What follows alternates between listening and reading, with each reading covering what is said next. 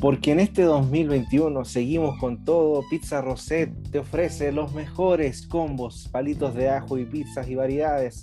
A pedido, puedes buscarlos a través de pizzas-rosette en Instagram y también puedes contactarlos a través del más 569-5461-6640. Pizzas Rosette, las mejores pizzas preparadas con todo el cariño, con todo el amor, con todo el encanto por parte de Hernán para todo el sector de Luis Mate, Ejército, Malebrán, todo el sector de Puente Alto, en el sector de... Estamos hablando...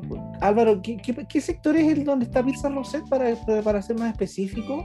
Que El puede llegar sector también pulento, el sector ahí El bacán, mejor sector, el mejor posiblemente el sector mejor de Puente sector. Alto.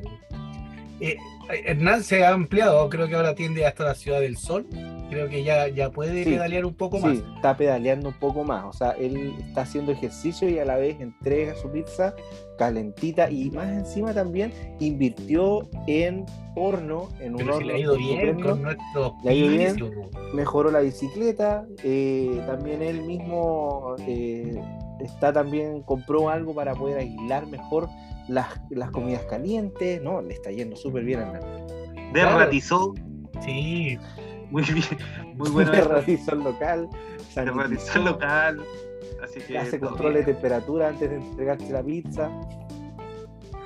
Así que no, Qué bien. Hernán Rosette con las mejores Qué rico. pizzas de Puente Alto. Síganlo a través de su cuenta de Instagram, pizzas-rosette, o lo pueden contactar al más 569-5461-6640. Pizzas Rosette. totalmente recomendadas.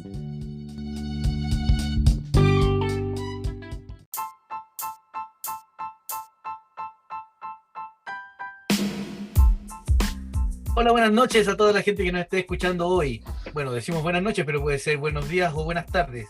Les damos la bienvenida oficial a este nuevo programa de Distopía 84, donde tenemos a un nuevo invitado, candidato a constituyente por el Distrito 12. Así que le damos la bienvenida aquí a Benito Baranda. Hola Benito, ¿cómo estás? Hola Álvaro, hola Danilo, un gusto estar con ustedes y gracias por esta conversación, un agrado. Muchas gracias. Bienvenido.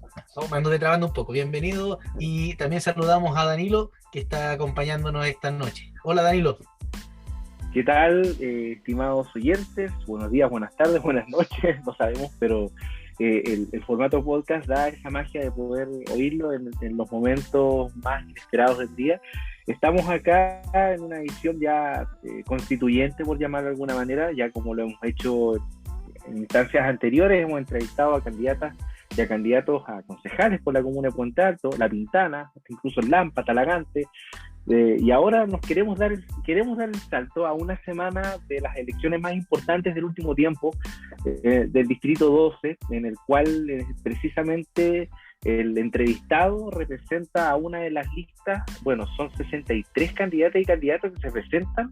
Ahí Benito Baranda posteriormente nos va a contar un poquito las características que tienen, en el particular la lista de ellos, la lista que representa en este caso, que son los independientes no neutrales, que tienen aquí por lo menos la letra, o independientes por una nueva constitución, letra Y B corta. De ahí por lo menos Benito Baranda es la opción YB corta 44. Ahí para que también se hagan ya la idea respecto a cuántas personas son 63 candidatos. Entonces ahí el hacer como la bajada ya más concreta de quiénes son, qué hacen por la vida, al menos es muy difícil, pero más encima son como nombre de placa patente, entonces hay que tratar como de asociarlo por el nombre o por el código. Entonces hay una que otra. En este caso el entrevistado de hoy es una persona que ha estado muy ligado al ámbito social, fundador de América Solidaria. También fue, tengo entendido que fue presidente o que estuvo también director del Hogar de Cristo, es así el cargo, fue director del Hogar de Cristo. Sí. Y al menos en este caso, acá nos presenta una persona que es profesional psicólogo y tiene 62 años. Estamos bien con la edad, ¿o no? Sí, bien. Estamos bien. Muy bien. Algo hicimos las tareas, así que por lo menos ahí ya el resto yo creo que el espacio se lo damos en este caso al candidato Benito Baranda, candidato convencional constituyente, para que se presente, nos pueda contar un poco el distrito, cómo ha sido también la experiencia, como una presentación inicial antes de empezar a conversar. Bueno, muchas gracias. Es un gusto poder hablar de manera distendida y tranquila, para contarles también a las personas que nos están escuchando quiénes somos nosotros y por qué queremos estar para escribir la nueva Constitución, participar en ello. Llevamos mucho tiempo juntos, gran parte de las personas que estamos en esta lista de independientes no neutrales en todo Chile. Somos unas 6.000, 7.000 personas que nos fuimos uniendo producto de las redes de trabajo social que tenemos o de preocupación social, y trabajamos fuertemente después del estallido social para un acuerdo. Colaboramos mucho para tratar de llegar a un acuerdo, y cuando se dio la oportunidad del plebiscito, trabajamos para que se aprobara ese plebiscito y para que se aprobara una convención constituyente donde participáramos, ojalá, muchas y muchos ciudadanos y ciudadanas que no tuviésemos militancia política. Logramos inscribir 105 personas en 24 distritos, y en el nuestro es maravilloso porque en el nuestro lo encabeza una mujer que es ciega, que es abogada, que vive en San José de Maipo, María Soledad Cisterna. Después una persona de la Florida también, que ha sido dirigente por harto tiempo de Junta de Vecinos, Paola Romero. Tenemos a Juan José Martín, que es una persona del lado de ustedes que ha trabajado fuertemente, menor que ustedes, en la defensa del medio ambiente ahí en la Florida, que es una persona excelente. Leona Rothschild, que es futbolista, que trabaja en el Audax, o sea, juega en el Audax y trabaja en el sindicato de fútbol femenino, que ella además es futbolista, cientista política, y bueno, y tiene una trayectoria muy potente, fue seleccionada nacional. Después está Pablo Ayala, que es compañero acá en La Pintana, vamos juntos. Los dos reunimos las firmas aquí en la feria, en medio de la pandemia, cuando nos tocaba reunir las firmas, que fue harto, ¿no? Teníamos que salir ahí, pedir salvoconducto y todo. Y finalmente lo cierra César Bárcenas, que es una persona de Puente Alto, que creó el portal de Puente Alto y que ha trabajado harto en microemprendimiento. Y nosotros teníamos 2 personas, y esas 2 personas que estaban en la lista éramos 8. Al final una de las personas se retiró y la otra persona le vino COVID, así que al final tuvo que salirse también. Y César estaba solito, y la gente que nos coordinaba, que voluntariamente nos ayudaba, nos sugirió meterlo a la lista, para que no se quedara afuera, porque había juntado firmas pero no las suficientes, e ingresó a la lista. Pues sí que es un agrado tenerlo, y hemos hecho buenas migas ahí todo este grupo.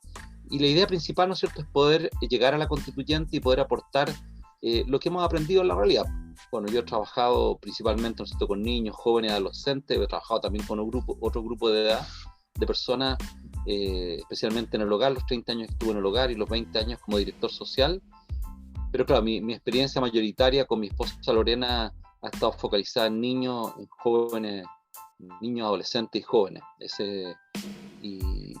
Y bueno, y me ha tocado participar en la elaboración de hartas políticas públicas, en la discusión de muchas políticas públicas, en el ámbito de la juventud, de la adolescencia, de la elaboración de pobreza y de vivienda. Así que estoy muy feliz de poder estar participando y de poder estar escuchando a mucha gente. Hoy día me recorrí un sector donde me tengo que conversar en varios pasajes con personas, por el sector de la calle Coquimbo, hacia el Vicuña Maquena, hacia el poniente, y la verdad es que, bueno, son mundos tan grandes y distintos, y gente tan maravillosa ahí, porque uno no había tenido la oportunidad de conocer ni de alternar con ellos. Oiga, Benito, dentro de todo este paliperrear, ¿verdad?, de conocer el sector, de conocer la gente, de conversar con ellos, ¿qué es lo que más le ha impactado? ¿Qué es lo que piensa usted que es lo que más lo está llenando y lo sigue motivando para ser un constituyente? Bueno, lo que me llena mucho es el amor por nuestro país, el amor por la gente de nuestro país. Y bueno, nunca es suficiente el amor que uno tiene por los demás. Nunca La gente dice, claro, yo amo mucho a los demás. Yo siempre digo, yo todavía amo poco a los demás, al prójimo. No lo amo mucho, lo amo poco. Pero hoy día lo amo más que lo amaba hace 6, 7, 8, 10 meses atrás. Y más personas han entrado en ese ámbito también de amor, porque cuando uno va conociendo personas, va estableciendo vínculo con esas personas, se va metiendo en su vida, claro, a uno lo va conmocionando interiormente. Entonces yo creo que eso es lo segundo, es entender quizás con mayor profundidad cada vez más también que los dolores en las sociedades son transversales. O sea, si uno tiene un hijo que consume droga, viva donde viva, es un dolor tremendo que un hijo sea adicto, ¿no es cierto? Una hija. Si el día de mañana se suicida o es asesinado un hijo de uno, el dolor es igual, el dolor es un desgarro tremendo.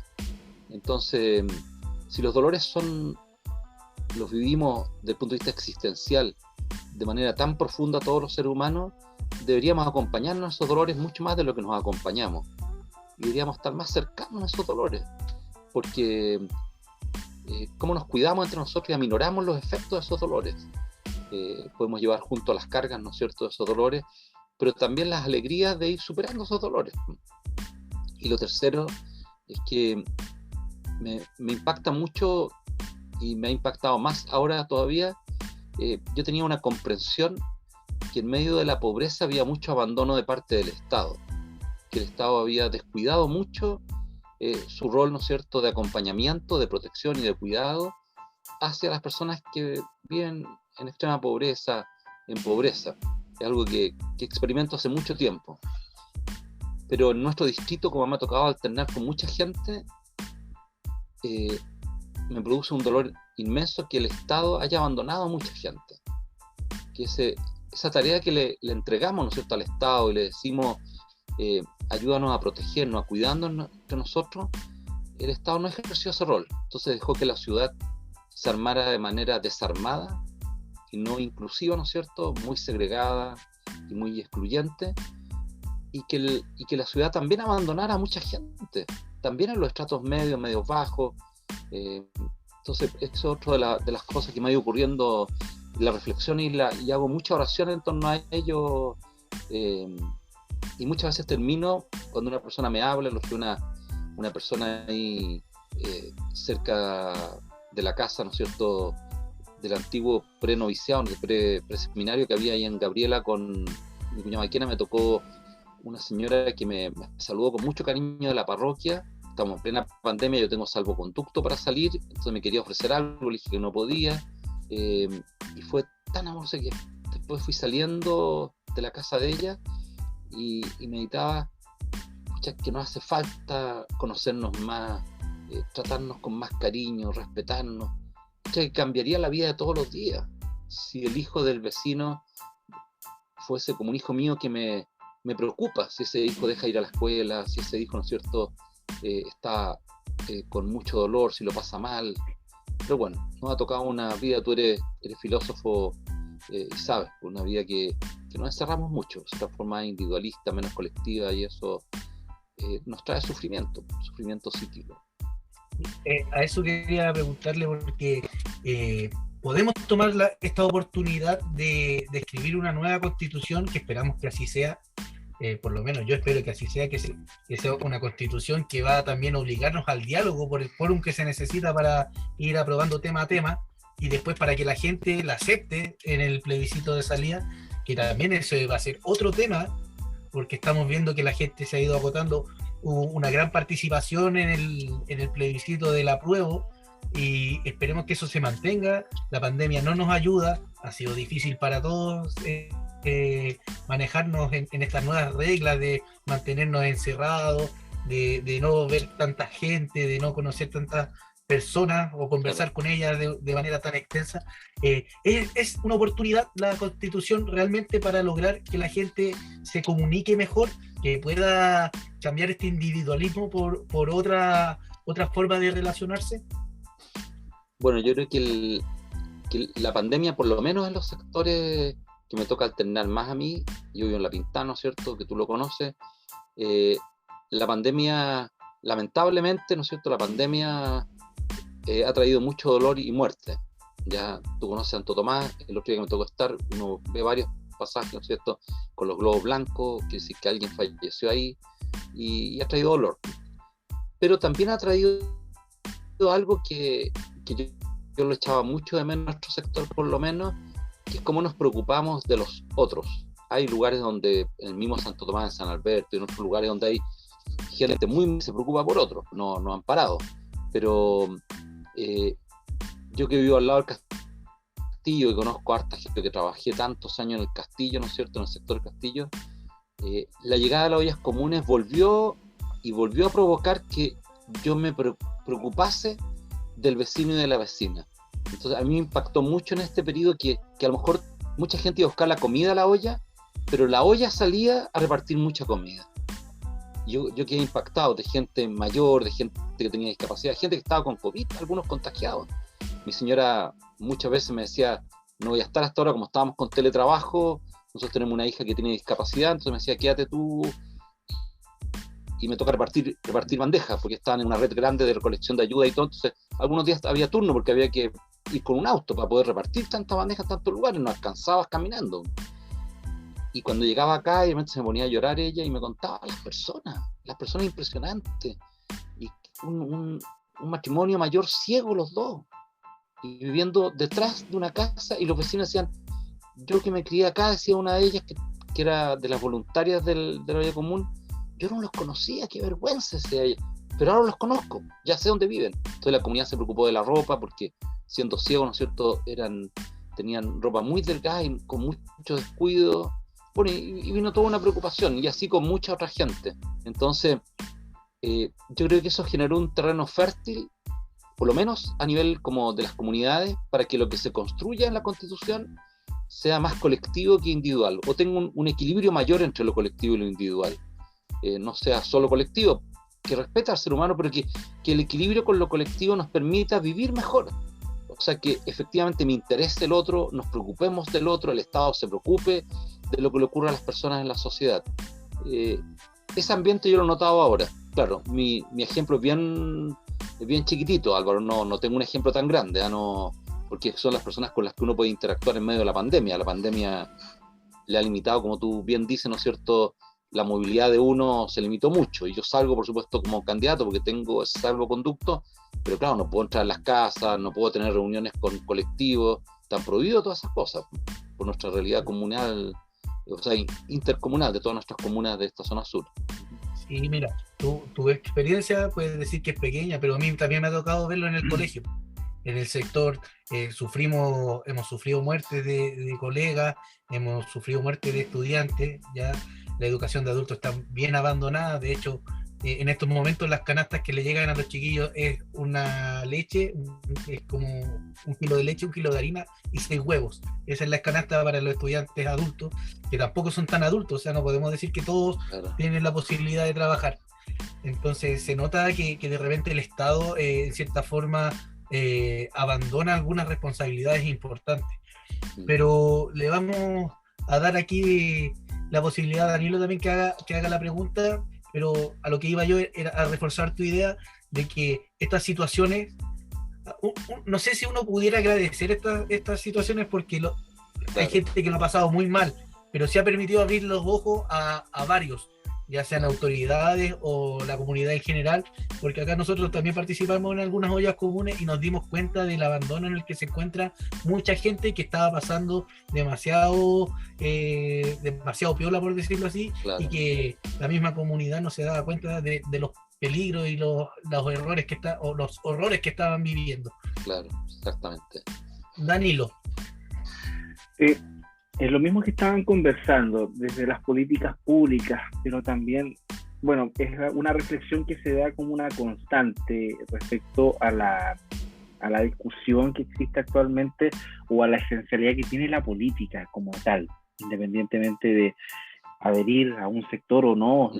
Hemos visto que en este caso hay una necesidad tremenda por parte de un clamor que desde el 18 de octubre también se acentuó aún más con respecto a la preocupación por la persona, y hay que se sienta quizás como la política o la praxis política en favor de las personas, pero ¿cómo lo ve usted respecto al escenario actual que tiene esta praxis política? ¿Ha cambiado el rumbo? ¿Usted percibe que hubo un antes o un después? O quizás como también el diagnóstico que usted percibe desde el punto de vista no solamente como candidato, sino que también como una voz autorizada de alguna manera en temáticas muy relevantes para el sector más, en este caso, más desprotegido que hemos vivido, que hemos visto también en la sociedad. ¿Cómo lo ve usted?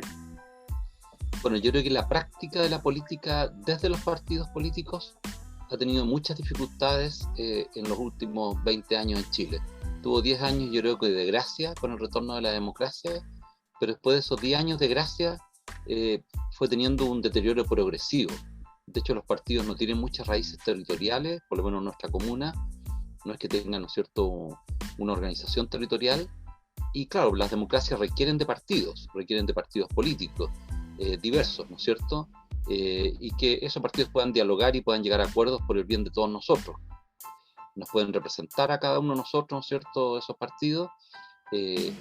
La política y trabajar en la política para aquellos que tienen vocación, aquellas mujeres y hombres que tienen vocación, es bueno, desde el punto de vista de mi fe, ¿no es cierto?, de la fe que yo sigo, es una expresión de santidad. O sea, tú te abocas a servir a otros a través de la política, como lo puedes hacer a través de reparar zapatos, ¿no es cierto?, el día de mañana, o de educar, ¿no es cierto?, la estructura escolar, o de hacer periodismo a través de los medios de comunicación. Es muy importante la política. Seguramente van a haber otros modos de gobierno el día de mañana, pero hoy día tenemos la democracia que se basa en partidos políticos, y los partidos políticos, bueno, fueron perdiendo su cercanía con las personas, ¿ya?, con las comunidades. Y si tú ves, no sé si le ha tocado a ustedes, pero muchos de los parlamentarios que son elegidos nunca más los vimos, no se atreven a salir a la feria, no andan en la calle, o sea, tú no los ves en la calle, los parlamentarios y parlamentarias. A lo mejor alguno sale, pero tú lo ves poco, porque además se fueron desconectando de lo que estaba pasando en la vida diaria, y son personas que son de distintos partidos, no estoy hablando de un partido, y que inclusive pueden tener valores similares, porque tú puedes encontrar, no sé, miembros de alguna iglesia cristiana, católica, alguna iglesia, en distintos partidos, que tengan quizás alguna cercanía, y tú dices, ¿por qué esas personas de repente como que se olvidaron de que estaban para trabajar por otros y no para ellos mismos? Esa reflexión, por supuesto, que a muchas y a muchos le ha venido con mucha fuerza el último tiempo, desde lo que ocurrió, ¿no es cierto?, en octubre del 2019, pero también, bueno, de lo que ha ocurrido antes.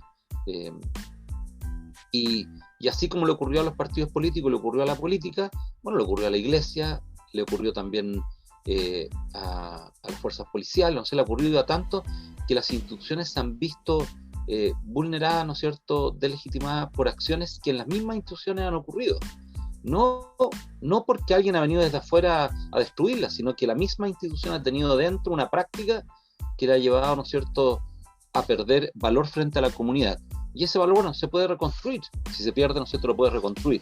Los partidos tuvieron una oportunidad gracias a la Comisión Engel, donde me tocó participar, que era el volver a la ciudadanía para refichar a sus militantes, y no aprovecharon esa oportunidad, porque se le puso como condición que lo hicieran con la clave única o ante notario, que era lo lógico. Eso hicimos nosotros para reunir las firmas, a cada uno de nosotros para poder inscribirnos, tuvimos que reunir las firmas con clave única o ante notario, y las reunimos. Algunos no las reunieron, pero bueno, las reunimos muchas personas en la lista independiente.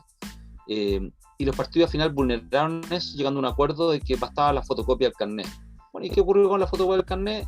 Al final los partidos no salieron a la calle a buscar gente, no estuvieron en la calle. ¿Qué significa estar en la calle? Que yo me ponga en los lugares y me exponga en esos lugares para que la gente me pregunte, se enoje conmigo, se descargue. Y yo creo que ahora viene una nueva oportunidad para los partidos. O sea, si tú elaboras una nueva constitución, muchas personas se involucran, y algunas de esas personas después quedan con ganas de continuar participando y encuentran en la política una vocación, bueno, es una nueva oportunidad. Recluta gente nueva para que pueda representar a la ciudadanía. Necesitamos revitalizar la política, pero para revitalizar la política necesita mucha ética. Claro. Y esa ética, bueno, es frágil hoy día, en todos los ámbitos, no solamente en la política, es frágil. Sí. Bueno, y aquí se da el fenómeno de los independientes, pues si empezamos a hablar de qué cosas son políticas o qué es política, prácticamente todo es política, ¿ya? Claro. Porque el parlamento se llama parlamento porque se necesita parlamentar. El tema de la conversación, llegar a acuerdos, y aquí hay que destacar el tema de los independientes. ¿En qué sentido? Hay mucha gente que quiere participar en política, pero no es representada por los partidos, entonces se queda ajena a los partidos, no a la organización social, no a la ayuda en la comunidad, no, en sus mismos trabajos.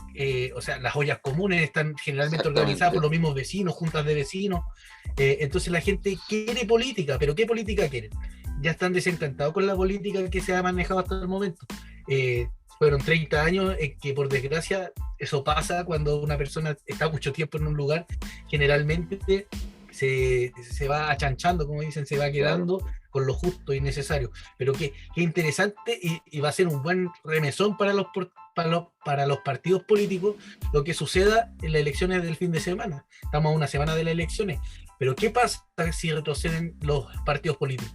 Lo que tú decías de los refichajes, los partidos bajaron su cantidad de militantes en muchos miles, algunos quedaron con menos de la mitad de militantes, y eso quiere decir que habían padrones inflados que en cierta forma llevan a un engaño, porque un partido representa una idea política, la idea política estaba sobre representada, y la gente lo está dando a conocer, y es interesante que la gente participe y que reclame. O sea, ¿por qué una persona no podría reclamarle a su representante? ¿Por qué no le podría criticar al diputado que eligió, que está legislando según lo que le dicen las ideas políticas y no lo que él esperaba que hiciera y que fuera promesa de campaña? Así que bienvenidos sean los independientes, creo yo, bienvenidos, porque esto es en la crisis la oportunidad de volver a salir de esa crisis. Danilo. Una observación, perdona Danilo, una observación a los independientes. Los independientes, me gusta lo que dice Álvaro, porque no es que seamos, nosotros decimos independientes no neutrales, porque no es que seamos personas que tenemos una neutralidad, no es así. O sea, tenemos ideas políticas, porque yo que participaba en política pública, en discusiones de política pública, si alguien me busca, ¿no es cierto?, en Google, va a encontrar un montón de ideas políticas. Hay personas que, por supuesto, pueden participar en partidos políticos, tienen esa vocación. Y yo digo, no pierdan los independientes, sobre todo para la construcción de la nueva constitución. Tú necesitas muchas personas que vengan del mundo social, cultural, religioso, no sé, que tengan muchas experiencias vitales que puedan enriquecer esa constitución, porque algo que va a afectar el presente, pero va a afectar mucho el futuro. Entonces, yo creo que no necesitamos solo las personas que tengan alguna militancia o partido político. No es contra ellas o ellos, sino es que es justamente por ellas y por ellos. Si efectivamente quieren la política, necesitamos una constitución abierta, muy abierta, donde participe mucha gente y que después ese plebiscito de salida, ¿no es cierto?, tenga una amplia mayoría de aprobación. Perdón. Y en ese sentido, no, está súper bueno, porque obviamente que nos abre quizás ideas respecto, desde ese punto, cuáles serían como las propuestas que podrían garantizar un poco más este ámbito, quizás como muy, que nosotros, para nosotros quizás como un mundo más, que a lo mejor usted representa, quizás nosotros también adherimos más un mundo de la fe, más creyente, como propiciar quizás estos encuentros, estos diálogos. ¿Cómo se puede propiciar también esto desde la redacción de esta nueva constitución, o cómo podría también quedar bien sentado también a través de esta voluntad, a través de esta Carta Magna? ¿Cómo también usted lo percibe, o quizás también los horizontes que hay para poder garantizar esto para nuestras futuras generaciones? Que lo mismo que usted habla, o sea, en este caso la diferencia que hay entre la política, el ser político, y la calle, que hay como una abismante diferencia, y que también nos lleva como también a poder pensar de que es parte también de un síntoma que hay un descontento hacia las autoridades o hacia también la praxis política, o lo que hemos también conversado. ¿Cómo lo ve también usted desde el punto de vista de garantizar este diálogo o este encuentro? Claro, las instituciones en general, bueno, sabemos, ¿no es cierto?, y lo hablábamos antes están sufriendo. Y la única manera de revitalizar la institución en la que yo conozco, la que me ha tocado a mí trabajar, es volviendo a vincularnos con las personas. Tienes razón en decir cómo revitalizamos ese diálogo para que las personas se revinculen. Le pasa a las iglesias, ¿no es cierto?, a la Iglesia Católica, le pasa también a los partidos políticos, le pasa al actual gobierno, al Estado en general le pasa. Y también me imagino yo a otras organizaciones que son cercanas al Estado, que han tenido también crisis parecidas a esta en el tiempo. Y yo creo que el primer paso es que tú vuelvas a contactarte con las personas, te des el tiempo de escucharlas, de escucharlo, que después se transforme en diálogos permanentes. ¿Cómo eso lo puede hacer este proceso constitucional? Es que en el reglamento de la discusión, ¿no es cierto?, constitucional, cuando se llegue y las personas que queden en la convención discutan ese reglamento, aseguren, como ha ocurrido en otras partes del mundo, vehículos de participación permanente de la comunidad, ¿ya? Y eso hay muchas. El programa de la Nación Unida para el Desarrollo en Chile hizo un documento donde puso las experiencias de participación que habían ocurrido en otras partes del mundo en la construcción de una nueva constitución y resultaron bastante bien, las tiene evaluadas allí y es muy, muy bueno, ¿no es cierto?, lo que hay es porque es un insumo que puede ser bien tomado para armar el reglamento. Lo segundo es que tiene que ser una convención que esté abierta a que todo el día la pueda mirar la ciudadanía, pueda mirar las conversaciones que se dan, las discusiones, las argumentaciones. Puede haber gente que a lo mejor va a tener el tiempo, se quiere dar el tiempo de estar conectado permanentemente porque entiende que este es un momento histórico para Chile y que quiere saber lo que está pasando allá adentro. Bueno, y lo tercero es que yo considero que hay grupos particulares de personas que han sido más aplacados o que tenemos mayores dificultades, que tenemos que ver la forma de generar con esos grupos un contacto permanente y estable. Al menos hay 3 grupos que a mí me preocupan mucho. Uno son los niños, niñas y adolescentes, ¿no es cierto? Otros son las personas que tienen discapacidad y por último las personas mayores. Los pueblos originarios son integrados a través, ¿no es cierto?, de los escaños reservados, pero en estos casos, si esas personas no tienen una participación activa como grupo, las personas mayores, las personas que tienen discapacidad, los niños, niñas y adolescentes, va a ser muy difícil. Y ya hay varios proyectos de participación de niños, niñas y adolescentes. De hecho, yo era uno de los partidarios de bajar la edad de votación a los 14, solo por esta vez, por la Constitución, porque esta es la Constitución que les va a afectar radicalmente a esas personas, radicalmente.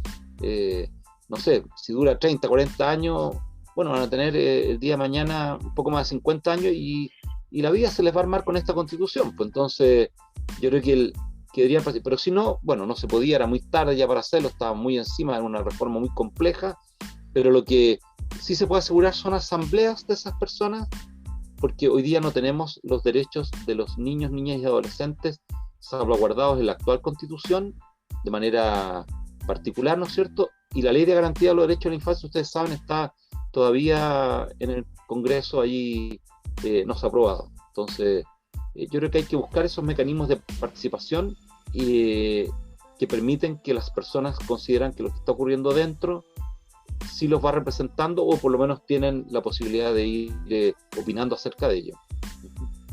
Oiga, un tema que usted mencionó es verdad, cómo nos hacemos cargo de la tercera edad, por decirlo de esa forma. ¿Cómo podemos ser capaces de garantizar como Estado el bienestar de las personas una vez que cumplen su periodo laboral? ¿Cómo hacemos que estas personas que llegan a una edad para descansar después de entregar su vida, y sabemos que muchos trabajos realmente le quitan la vida a veces a estas personas, ¿cómo hacemos para que no pasen necesidades, para que sean atendidos con dignidad? Bueno, las personas que tienen mayor edad, de las conversaciones que yo he tenido, no puedo generalizar en lo que voy a decir, he leído harto sobre esto y hay estudios sobre esto, pero quiero hablar de lo que he escuchado en este tiempo, ¿no es cierto?, en este más, un poco un año, un poco más, aquí en el distrito. Hay 2 ámbitos donde sienten una fuerte presión en su vida y sienten, ¿no es cierto?, que la vejez pasa a ser como una carga. Uno que es el ámbito de los ingresos para tener un cierto bienestar material, ¿no es cierto?, tranquilidad, y el otro que es de la salud, ¿ya? Y yo en las conversaciones que no le explicitan ellos y ella, agregaría uno tercero que es el ámbito como más afectivo espiritual, que ¿cuál es la vida que tengo yo con los otros? A veces hay personas que están muy solas, que no los visitan y que no participan de un grupo de personas mayores o de otras personas independientes del credo, ¿no es cierto?, en algún credo religioso o alguna actividad cultural. Pero los 2 primeros que lo manifiestan mucho, bueno, la Constitución yo creo que tiene que trabajarlo fuertemente. Yo por lo menos considero que tú nunca deberías entregar como Estado una pensión inferior al salario mínimo, ¿ya? Y deberías fijar ese umbral. Alguien me dirá, Benito, es imposible hacerlo ahora. Bueno, pero definamos que gradualmente vamos a llegar a eso. Pongámonos de acuerdo entre nosotros, porque implica que a lo mejor ustedes dos y yo vivamos con menos recursos para que otros puedan vivir con un poco más de recursos, viviendo ellos con mucho menos recursos que nosotros, ¿no es cierto? Entonces la sociedad se pone de acuerdo y dice, vamos a pagar más tributos, vamos a tener a lo mejor remuneraciones que sean más acotadas, no sé. Buscamos la manera de ponernos de acuerdo entre nosotros en relación a los recursos. En relación a la salud, yo soy partidario de un plan universal de salud, y que por supuesto para las personas mayores que ya están jubiladas, ese plan no les implique tener que estar aportando al plan, porque se lo está sacando, es como sacarle la plata a la pensión. Pues, o sea, ¿cómo le pedís que aporten al plan? Pues debemos buscar la manera que haya una solidaridad intergeneracional y que los que estamos activos financiemos el plan, ¿no es cierto?, de las personas inactivas, ¿ya? Que sería lo justo para una persona, como tú señalas. Erik Erikson siempre decía que la última etapa de la vida es cuando uno recoge de la vida la riqueza y se siente satisfecho por lo que ha entregado. Bueno, gran parte de las personas mayores en Chile se siente no satisfecho, se siente golpeado y abandonado por nosotros, por el resto de la comunidad, por el Estado, pero al final el Estado también somos nosotros, somos los miembros de la comunidad. Y lo tercero es que yo creo que algo se avanzó en esta política, ¿no es cierto?, de un acompañamiento de las personas mayores, pero yo sería más agresivo en avanzar en eso. O sea, las personas mayores, muchas no disfrutaron tanto durante su adultez por la pobreza en que estaban, por ejemplo. Bueno, ¿qué hacemos ahora para que las personas mayores y pueda disfrutar de la vida, pueda pasear modestamente, pueda salir a visitar a otras personas, conocer más gente? Hay gente, ¿no es cierto?, que a lo mejor se enamora a esa edad porque es viudo, porque toda la vida vivió solo, y eso lo hace porque conoce a otras personas en ámbitos donde las organizaciones de personas mayores lo van haciendo. Y también, a mí me tocó el otro día en un lugar acá en La Pintana, donde viven un grupo de personas mayores, dos que se enamoraron, bueno, tuvieron un florecimiento espiritual maravilloso, es como que volvieron a descubrir, porque claro, tú también si te sientes muy abandonado y golpeado, puedes ser una persona de fe, pero de repente sientes como que ya no te quiere ni siquiera Dios.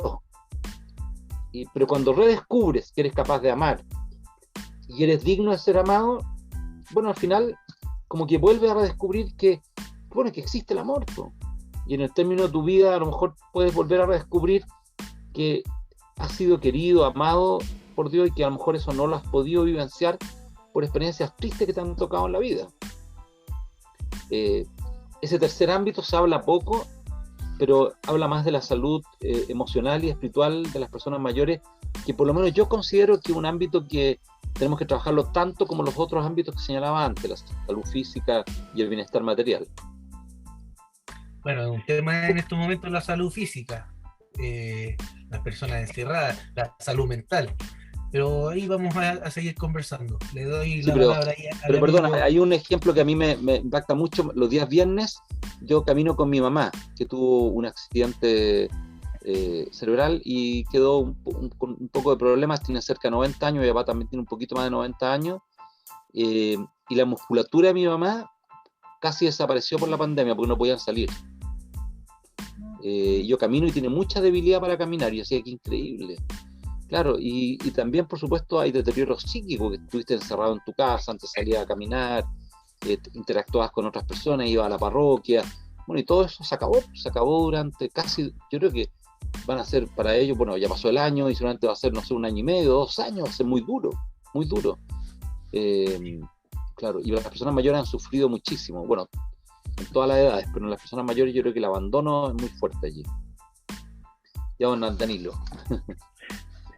Bueno, era un tema muy interesante porque habla también hablamos de salud mental, salud física, pero hay algo que a lo mejor también nos hace pensar respecto a lo que nos mueve, o a lo que mueve a muchas personas en especial, puede ser también dentro del ámbito espiritual.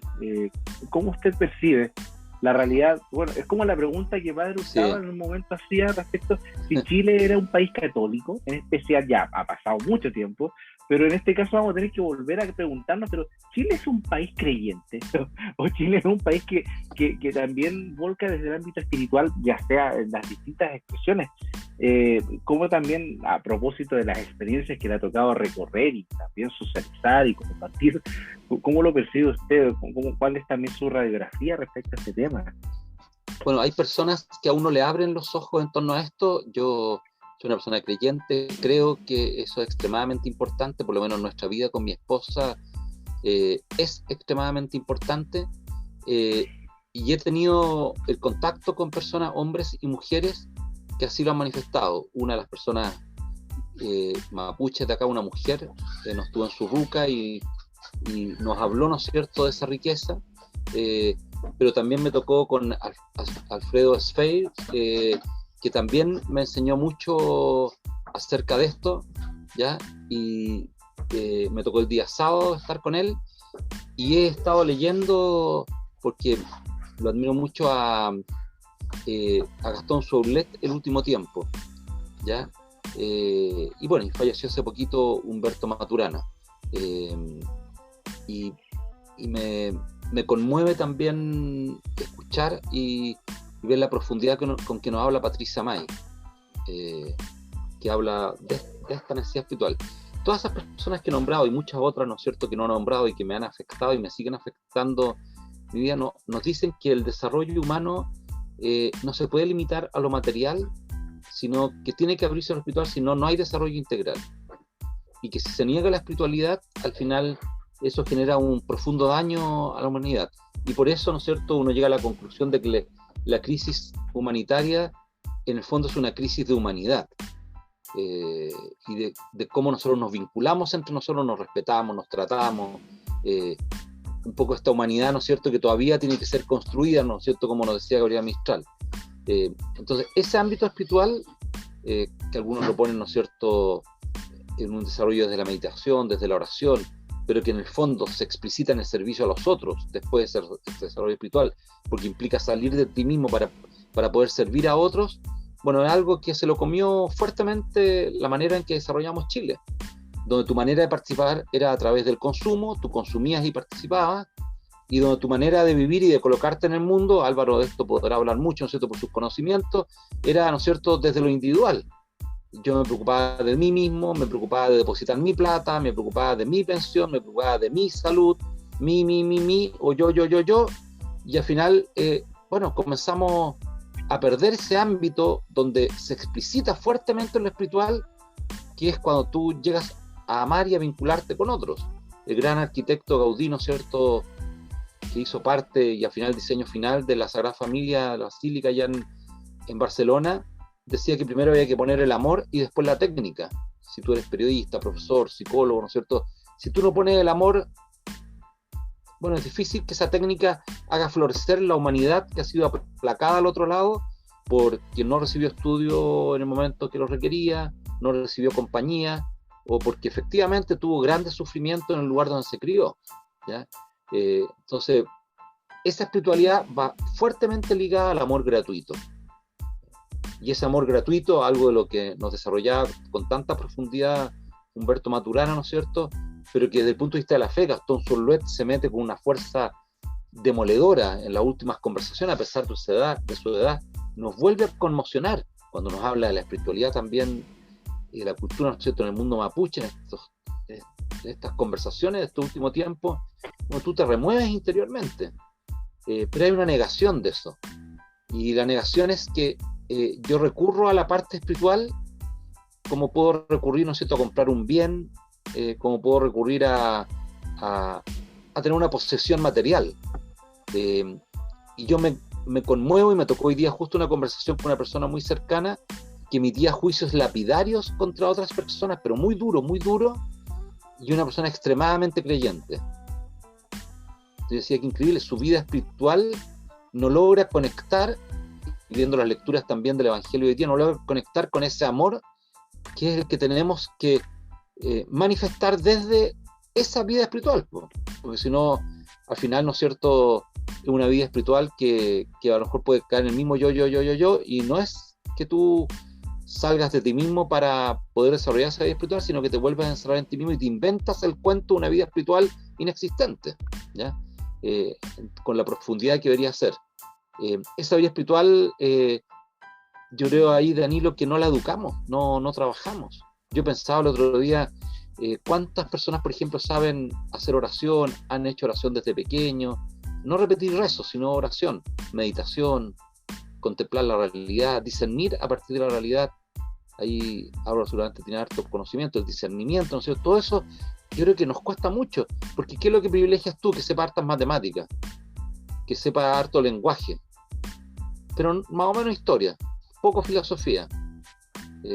Fíjate, tú dices, pero qué insólito, si el ser humano no es matemática, no es solo lenguaje, eso es una pequeña parte. Si tú lo ves desde el punto de vista como de la integralidad del ser humano, es una parte. Inclusive puede ser una persona que tenga mucho conocimiento en las matemáticas, pero que tenga un discernimiento ético muy precario, que sea una persona que tenga a lo mejor un desarrollo de su conciencia moral de preescolar, no sé, prepuber, y que a lo mejor tiene un doctorado, o que es capaz de inventar algo para matar millones de personas, y que es un científico, ¿no es cierto?, tremendo científica, pero en el fondo su juicio ético es un juicio ético muy precario, ¿ya? Bueno, esa espiritualidad hoy día no, por supuesto, no está de moda, no está en boga en Chile, ni en muchas partes del mundo, y tu espiritualidad la vinculaste a los bienes materiales. Tengo el bien y soy feliz, pero la psicología dice que tú obtienes este bien, que te gustó mucho, ¿no es cierto?, lo tienes, te seduce el bien, pero cuando ya lo tienes pierde su poder de seducción, o sea, al final te va jibarizando, te va achicando como ser humano el bien, te va succionando. Yo creo que te usurpa dignidad, digo yo, porque te usurpa parte de tu persona, tú no te das ni cuenta, porque pones tu dignidad en un bien, en el auto que tienes, la casa que tienes. Y yo digo, pero es insólito. Sí, por supuesto, el bien es muy necesario, el auto, la casa, no niego eso, pero no puedes poner tu dignidad en juego allí. Lucha por eso, pero si la pones en juego allí, bueno, te vas a ir achicando como persona, vas perdiendo esa vida interior, y esa riqueza de vida interior vas renunciando a ella. Es interesante ese punto de vista porque, bueno, si hubiera que criticar el sistema educativo, podríamos estar toda la noche. El tema, tengo un amigo que, Felipe, también participa aquí a veces haciendo el podcast. Él dice, bueno, si a ti te tienen que operar, ¿verdad? Tú vas donde un médico que atiende como en el siglo XIX, ¿te vas a operar con él? Claramente la persona va a decir que no. ¿Qué pasa en la educación? La educación pareciera que sigue pegada en el pasado. Seguimos siendo conductistas, seguimos viendo el tecnicismo, ¿verdad? La prueba estandarizada. Y hablamos de integralidad. ¿Y qué es la integralidad? ¿Qué se entiende como integralidad? Algunos conocimientos bien marcados y que cumpla con esto, y él logra lo mínimo que se le pedía. Cuando en estos momentos, por ejemplo, en la pandemia se dio otro fenómeno en la educación, que se logró hacer un trabajo conjunto entre las diferentes disciplinas, donde el estudiante podía aplicar en diferentes partes de su vida cotidiana una experiencia, pero llegó diciembre y había que tener el resultado. Entonces había todo ese trabajo que se elaboró durante todo el año, que costó mucho instalar. Tuvimos que volver a las prácticas anteriores. Y nuevamente perdimos el foco de la integralidad.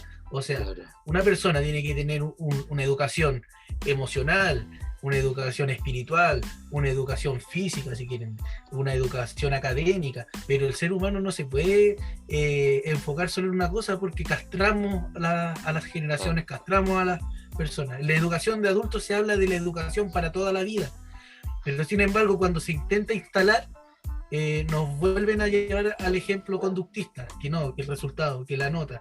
Cuando las personas que van a estudiar en este tipo de recintos buscan otras metas, quieren sentirse vivos. A mí me han pasado varias anécdotas en educación de adultos. Yo he tenido en una sala al nieto, al hijo, al abuelo, y eso es algo que nadie destaca ni sale en una noticia. Por ejemplo, se graduó de cuarto medio en pandemia una familia completa. Y eso no salió, y eso es maravilloso, porque las personas realmente ahí como que son felices, se les olvida un poco toda la miseria en la cual están inmersas y que los tratan de mantener ahí, porque tampoco nos dan muchas oportunidades de pensar diferente. Yo he tenido alumnos, yo también trabajé en el Castillo, en el Liceo Simón Bolívar. Ya. Yo he tenido alumnos que no habían nunca cruzado la Alameda, por ejemplo, que no sabían qué había más allá de la Alameda, que habían comunas del Santiago que ellos ni siquiera ubicaban. ¿Para qué decir Win, Paine? No lo conocían. Y que siempre eran discriminados cuando iban a un supermercado, los siguen los guardias, porque se visten distinto, porque hablan de forma distinta, pero que en el fondo también es contextual a donde ellos Claro. donde elos viven. Y eso es muy importante. La educación es una cosa fundamental, pero seguimos estancados en cosas técnicas que no nos dejan avanzar y ver al ser humano como lo que es un ser humano. O sea, ¿cuál es la gran diferencia entre el ser humano, el animal o la inteligencia artificial, si le quieren decir? Es que el ser humano es consciente de las cosas que hace, es consciente de su vida, es consciente de su muerte. Eso no lo va a hacer una inteligencia artificial, por lo menos hasta ahora no lo ha hecho. Entonces, eso tiene que cambiar. Si no, vamos a seguir replicando lo mismo y la gente va a tener que cometer los mismos errores y va a tener las mismas depresiones y las mismas frustraciones. Si Claro. no avanzamos en eso, si no aprovechamos las oportunidades, vamos a estar siempre estancados. Claro, yo creo que ahí hay una de las cosas, Curral, que me he dado cuenta hace mucho tiempo y lo he estado reflexionando y pensando, que tratamos que todos sean formateados más o menos igual. Y yo digo, pero si somos un gran puzzle, y tú eres una parte de ese puzzle, Danilo otra, ¿no es cierto? Bueno, las señoras de ustedes son otra, Lorena, mi esposa, también, y Lorena y yo no somos iguales. Yo provengo de una familia de 10 hermanos, ninguno de nosotros somos iguales, aunque no somos gemelos ni mellizos, no tenemos, pero si aunque fuésemos gemelos o mellizos, no somos iguales. Y tenemos distintas habilidades. Entonces, esas distintas habilidades, esas distintas capacidades y todo eso, las ponemos al servicio. Tú estudiaste lo que estudiaste, ¿no es cierto? Danilo también, yo también. Mis hijos han estudiado otras cosas. Entonces, yo tengo que ocupar el espacio donde tengo aquello que pueda aportar más a la comunidad, ¿ya? Yo no le pido a un futbolista que está jugando hoy día en Europa, que es chileno, ¿no es cierto?, que toque excelente piano. Ojalá lo toque bien, o que sea seco para la química. Ojalá que sea seco, pero no le pido eso, po. Yo le pido que su gran habilidad, el don que tiene, que es dominar la pelota, no sé, un deporte, lo haga muy bien, o que si juega tenis, no sé, todos los deportes, todas las artes, los conocimientos, el que escribe poesía, son vocaciones. Yo escribo poesía, me encanta, pero claro, yo no soy un poeta, esa no es mi vocación. O sea, mi poesía es una poesía sencilla, modesta, ¿no es cierto?, que me sirve para desahogarme, para plantear ideas, pero es parte de lo que pueden hacer muchas personas. Pero tenemos poetisas y poetas excepcionales, ¿ya? Entonces tratamos de replicar las piezas del pueblo. Digo, no, pues sí, van a quedar un montón de espacios vacíos, van a quedar un montón de amontonadas, piezas iguales. Entonces quieren formatearnos como iguales. A un gran deportista le van a decir en el liceo, le van a decir cabeza de músculo, hombre o mujer. Chuta, ser un gran deportista es tremendo, va a tener una disciplina, entrenamiento, porque no es que tú tengas la habilidad, la tienes que desarrollar la habilidad, tienes que sacar la mugre. Si a ti te gusta la filosofía, bueno, tenés que sacarte la mugre estudiando filosofía, no podés dormirte en los laureles o como periodista, no sé, cada oficio de uno implica que lo tiene que desarrollar. Y yo creo que ahí la educación no nos ha ayudado en eso, no nos ha ayudado. Porque además tenemos este maldito hábito de evaluarnos todo y después ponernos en ranking. Y yo digo, pero es una locura. Si tu desarrollo es individual y deberíamos tener un mapa de progreso individual cada uno. Y tú decir, oye, en el liceo tanto, ¿hubo progreso individual? Sí hubo progreso, el descueve. Hubo progreso no solo por la nota, que puede haber sido de 4 a 5, pero la nota es importante, pero el progreso es el que me interesa, que la persona vaya progresando. Y los ritmos son muy diversos por la humanidad. Las personas, algunos aprenden de manera más acelerada algunas cosas, pero en otras tienen menor habilidad, y así. Y yo creo que la educación no ha sido muy buena. Algo de eso ha ido ocurriendo con las aulas colaborativas en Europa, cuando comienzan ya a trabajar en conjunto los alumnos y alumnas y no están compitiendo entre ellos. Yo he puesto como ejemplo lo que decía María Montessori, que es una psiquiatra infantil ella, que se metió harto en la educación, no sé, con el modelo Montessori, y ella decía que mientras sigamos educando para competir, vamos a educar para la guerra. y que tenemos que comenzar a educar para colaborar. Porque si educamos para colaborar, vamos a educar para la paz, para el desarrollo, para la inclusión de otras y de otros. O sea, si tú educas para competir, yo digo, no puedes meter personas que tienen discapacidad en una estructura escolar. Le van a sacar la mugre, o sea, van a quedar, su autoestima va a quedar por el suelo. Y ese es el modelo chileno, po. Trata de incluir a personas que tienen discapacidad, y yo digo, pero si tú quieres incluir la diversidad en un aula, no tienes que seguir compitiendo. O sea, cuando tú entras al aula tienes que sentir que hay olor a oveja, olor a colaboración. Y eso no ocurre. Y a mí, bueno, me duele mucho eso, cuando te entregan premios de rendimiento, me duele mucho porque siento que ¿por qué? O sea, las personas rinden de acuerdo al proceso que están. Una persona hoy día no rindió mucho, pero en 5 años más va a rendir mucho porque va a ir comprendiendo más la realidad, tiene otra profundidad, tiene otro ritmo. Pero claro, nos ponen a competir desde muy temprano. El mismo caso que yo les mencionaba, o sea, cómo se ve que un curso, por ejemplo, en mi modalidad sea exitoso, ya, cómo le fue en la PSU, pero tenía una persona, por ejemplo, que empezó a estudiar después de 20 años, que no había tomado un cuaderno ni un lápiz, y terminó feliz su año escolar, claro. Y después le dicen, ya, ¿cómo veamos el éxito? No, a ver cuántos quedaron en la universidad. No hay cómo no. Sopesar eso. No, y un abuelo, el ejemplo que tú ponías, imagínate, llego a mi casa y mi abuelo se graduó conmigo. Mi abuelo que no había terminado la media. O sea, ¿qué le va a pedir la PSU? El abuelo se siente dichoso. O sea, abraza a su nieto y dice, esto es maravilloso. O sea, me cambió la vida con esto. Mi autoestima cambió, entonces mi posición frente al mundo va a ser de mayor esperanza. Y ahí, claro, eso no lo cotizamos. La inyección de vida de estas personas adultas es increíble cómo ellos se desempeñan y el esfuerzo que le colocan. Incluso, bueno, yo he tenido varios abuelos con sus nietos ahí, y también me ha tocado ver que el nieto le copia al abuelo. O sea, algunos detalles. Que la abuelita siempre está haciendo las tareas, y el nieto ahí copiándole el cuaderno a última hora. Así, ratito, para que sigas preguntando. Sí, o sea, me llaman profundamente la atención, lo mismo que estaban hablando.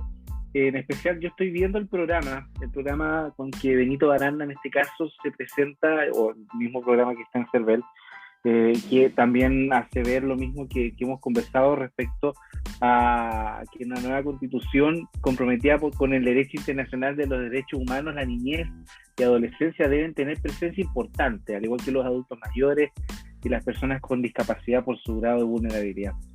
Pero bajo este mismo párrafo hay un análisis que acá yo me estoy sorprendiendo.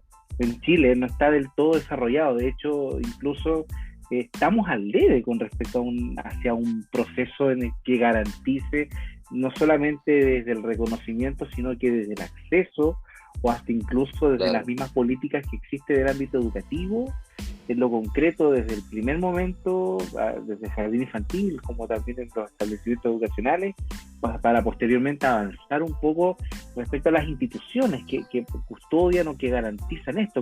¿Cómo lo ve usted también desde el escenario y ya entrando ya como en lo que usted ha visto y la experiencia y también los desafíos que podrían haber en este sentido frente a una eventual nueva constitución?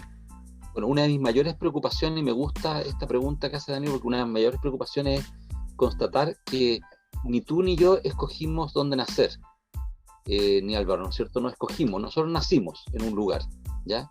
Y nacimos en una determinada familia y en un determinado lugar.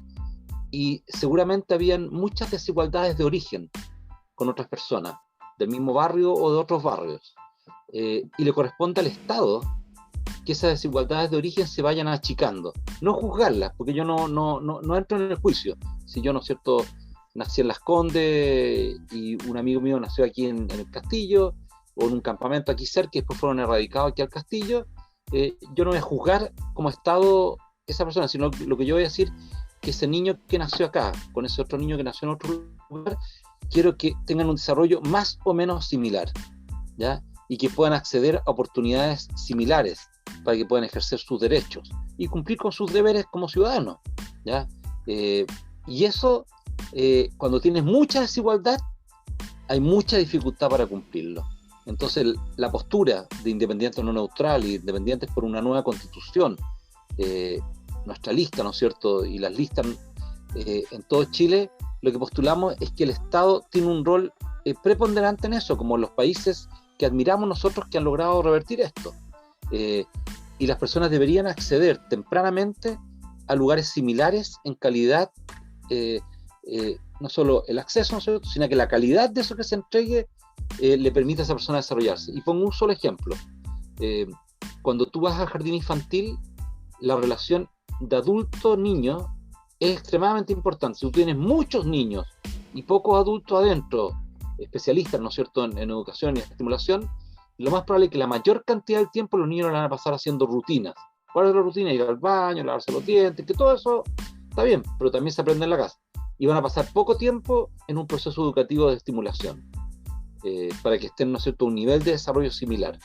Fue un estudio, ¿no es cierto?, que hizo la Universidad de Harvard, los jardines infantiles del Hogar de Cristo, donde nos refregó esto en la cara, con la cantidad de jardines, porque teníamos muchos niños con pocos educadores y educadoras. La relación era de cantidad de niños que imposible trabajarlos más a fondo para que tengan un desarrollo similar que otros niños que en otros barrios sí tienen ese desarrollo, producto de lo que se entrega en la casa y por supuesto en la estructura escolar. Entonces, esa asimetría de origen tenemos que ir identificando dónde se manifiesta e ir trabajando para que eso no le ocurra. Porque al final, ¿qué es lo que ocurre con la pobreza? La pobreza es una privación de libertad porque te impide a ti desarrollar tus capacidades naturales.